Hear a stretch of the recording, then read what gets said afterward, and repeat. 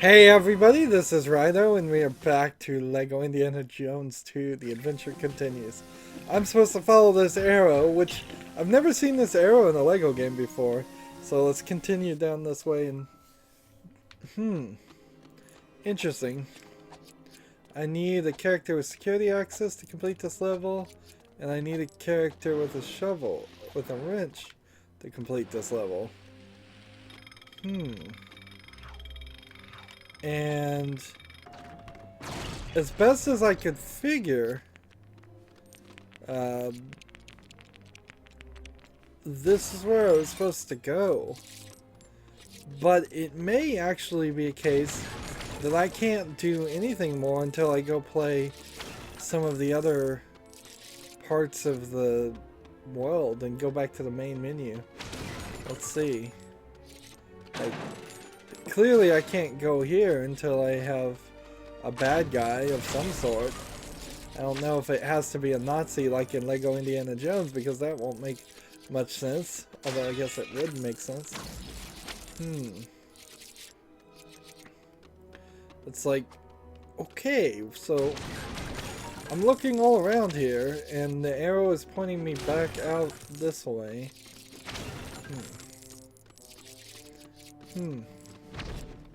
It would be really strange, but it seems like it's the case that there's actually... It actually does want me to leave.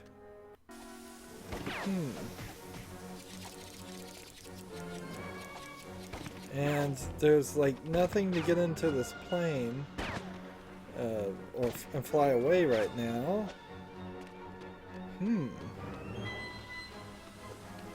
And we need a repair guy. And we just don't have a repair guy. That's a bad guy I could collect.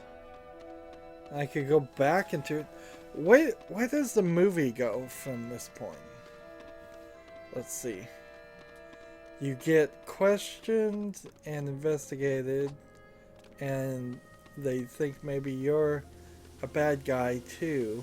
They think Indiana Jones is a bad guy. The police do. This guy just has a shovel. The FBI dude. And then... Ah, here we go. This is where we're supposed to go. We run into Mutt.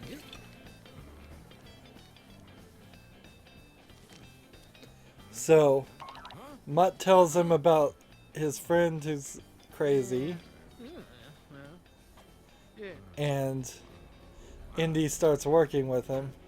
And I believe there was this whole scene of Mutt running around the Barnet College on a motorcycle and a whole chase. And see, these guys try to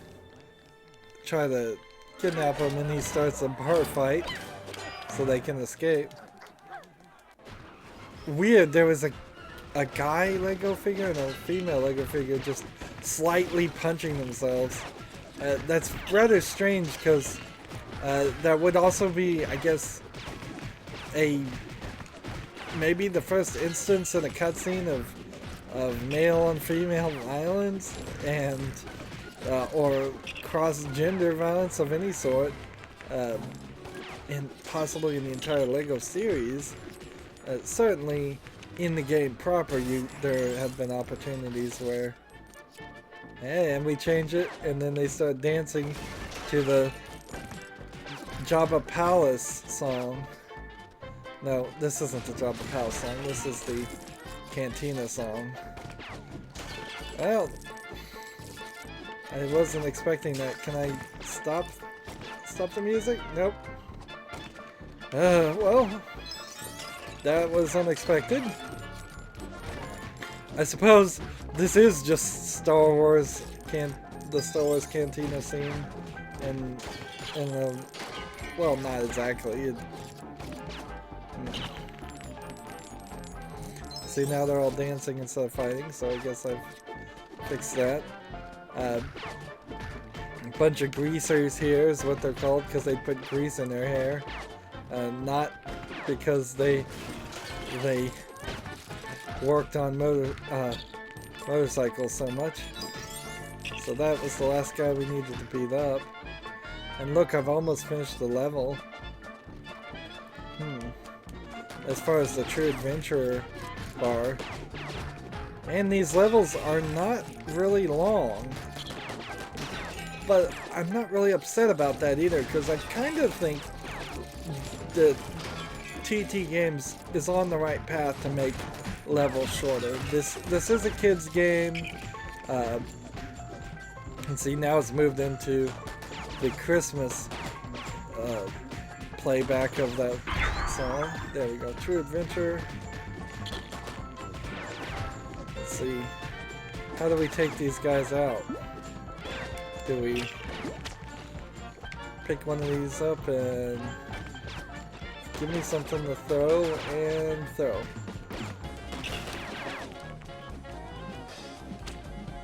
There you go, pull this guy down. The use of the whip seems to be a little high in this case. And I only have like 6,000 studs and I got the True Adventurer? Really? That's very surprising. It feels like they probably planned for a race scene and they couldn't afford it, or couldn't get it done in time, or just it didn't matter. Like we saw that in Lego Star Wars, that half the levels are just race scenes that weren't made by TT Games. And man, I am having trouble. Hit this guy. Pull him down with your whip and punch him. There we go.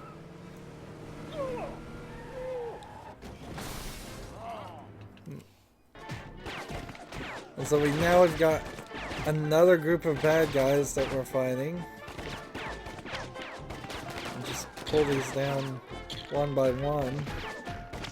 These goons with the guns proving to be require actual technique, at least. Take that guy out, and I believe there's one over here.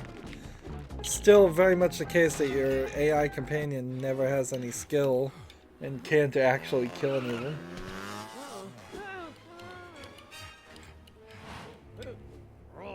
And so those are all, I think, Russians chasing after them.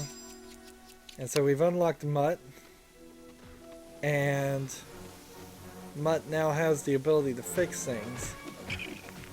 And we're getting punched. And see, now we're kind of in a weird position because there's extra instances of all of these. You'll need a female character to complete this level.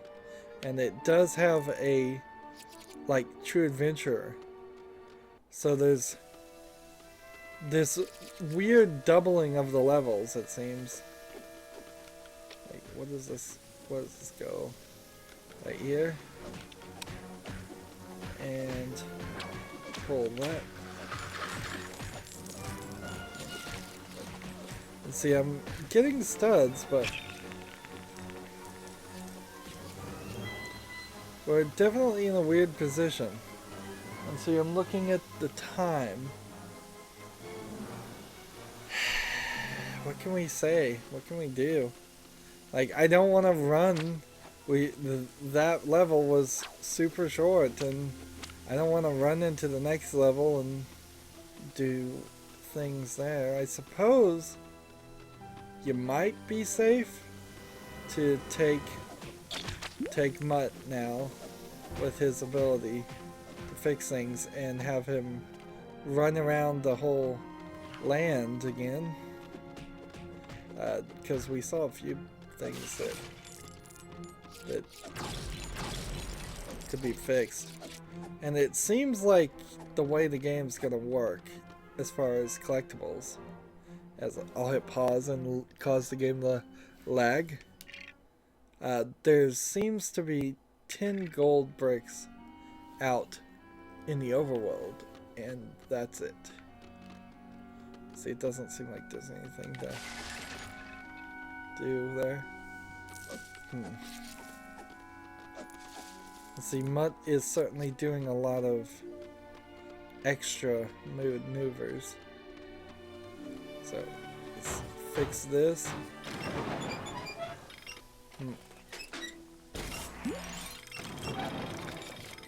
In some irony here, I suppose what's going on here, I'm not gonna buy the fire truck for 40,000. Not gonna buy anything at all until I have all the score multipliers, assuming the score multipliers exist, which we see several locked different things. A set of red, green, and blue extras, which there is something weird about that. There's something very weird about that. Because if I unlock all the extras in the Crystal Skull section, then do I have to re-unlock all the extras in the other box sections? Is it like the other boxes are their own complete game?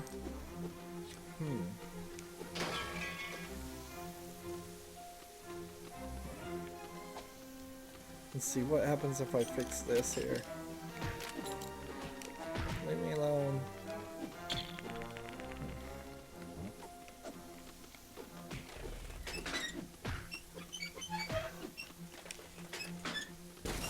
There we go.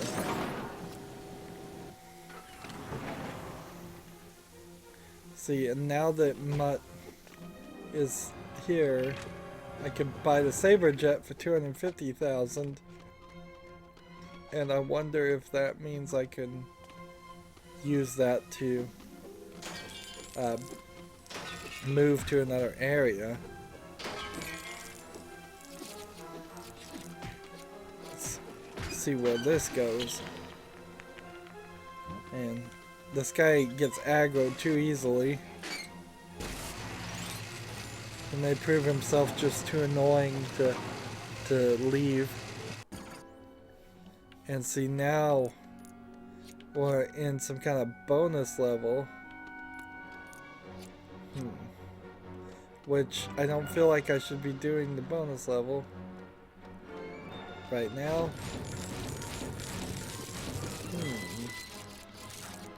And I've got a Bazooka General Ross character that I didn't have before.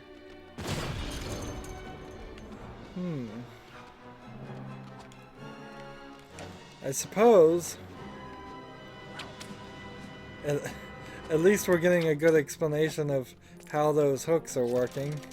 They're magically floating on propellers. I don't even know who General Ross is. I assume he's maybe some friend of Indiana Jones.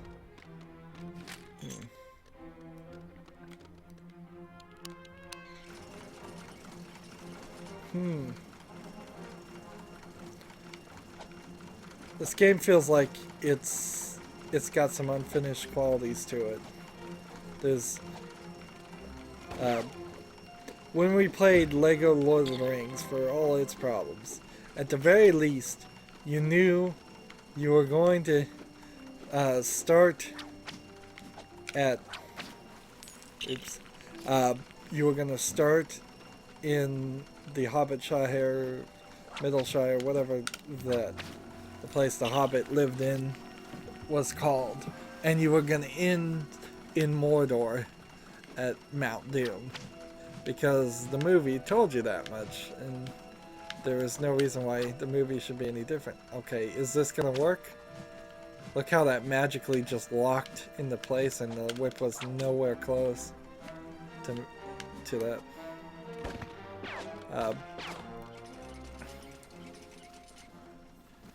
Here, there's no path. Not without knowing the Crystal Skull, which, let me just be honest here, I haven't watched the Crystal Skull in a very long time. For very good reasons. Here, which way would I prefer? To jump this Or, yeah, I guess that's easier.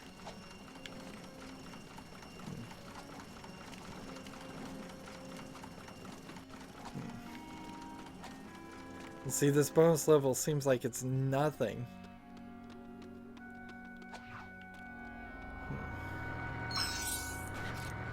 And there must be more to it, because if there wasn't more to it, then at least you can go backwards on this one. I don't think in Lego Indiana Jones 1 you could go backwards. I think the game was you just accelerated and went forwards. Alright, so are there 10 bonus levels? Because this is screaming to me that there are. We've seen that there are 10 gold bricks in the whole section, and now this tells me, let's see, and that almost gets us to True Adventurer, and this gets us to True Adventurer. And it seems like we'll finish the bonus level just when we touch this. And that's it. Well, compared to the collect a million studs and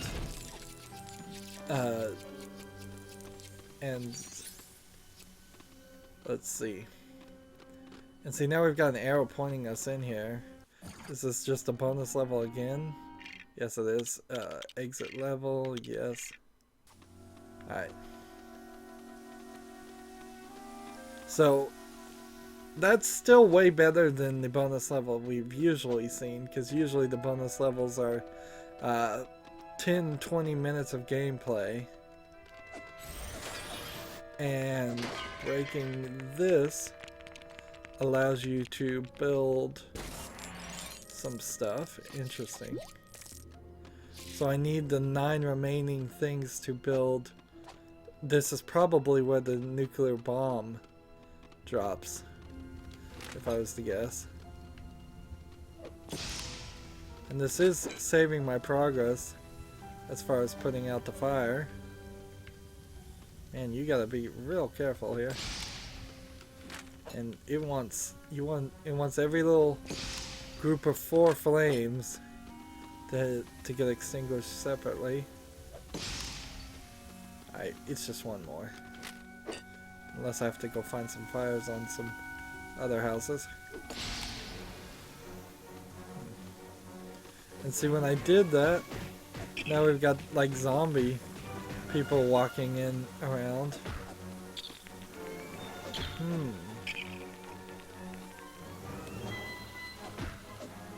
So this feels a lot more free form. And see, if I want to play as that character, I can switch to that character.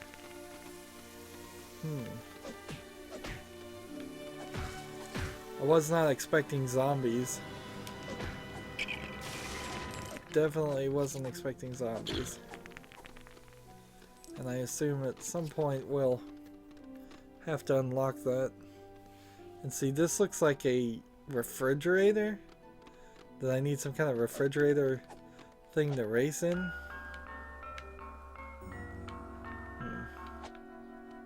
See, that doesn't seem like that does anything.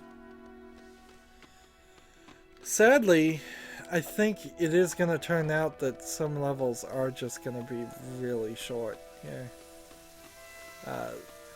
Because if they're going to throw me in a similar scenario where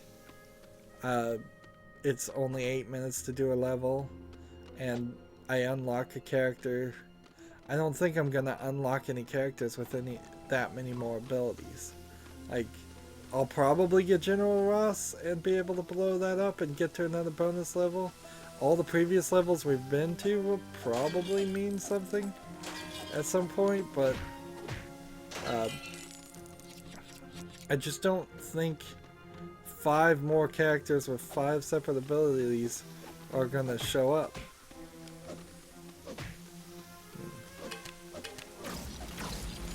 And see, there's definitely sections we're missing. But I also kind of feel like when we leave areas, this main area, we're just gonna start all over again. Because I've got almost all the red, green, and blue. And so unless the other boxes are completely different and don't have red, green, or blues at all, and then that would mean the other boxes that are telling the original trilogy stories and other Indiana Jones stories are in some weird way even shorter. It's getting really difficult to get a handle on just how long this is gonna be.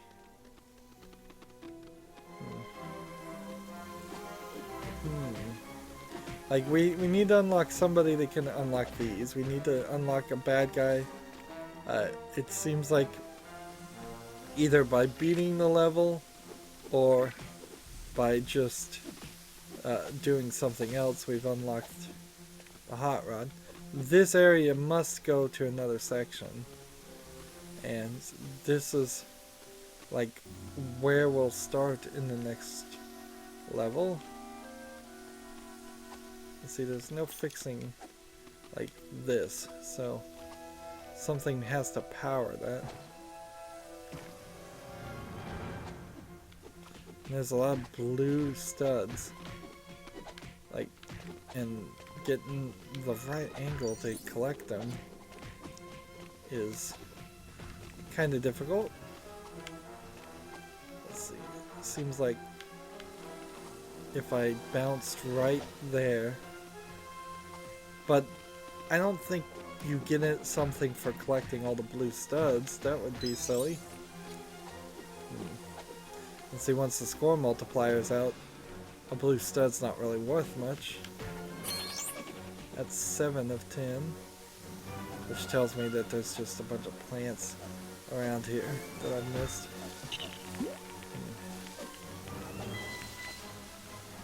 Let's see, and this can get me up here, but it can't get me up there, nor can it get me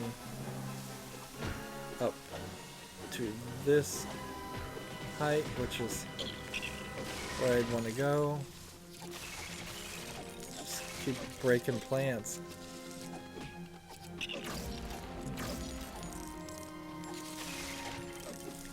Let's see, if I punch this guy,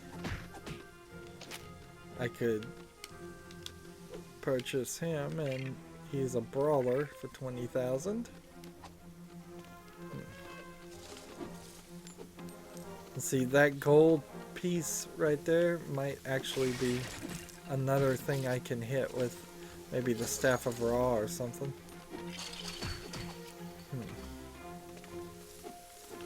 Punching all these plants. I know I've missed it a few. So I need to come back and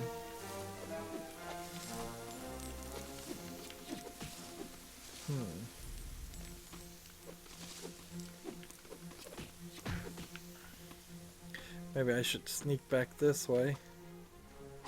Like, this way has a ladder that climbs up to nothing. And it doesn't look like there's any place further you can go.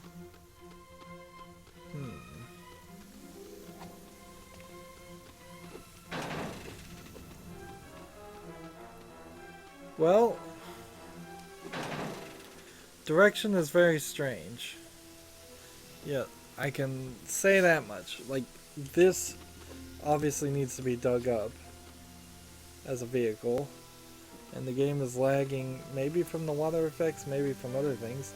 I kind of wish the water effects would go away, but whatever.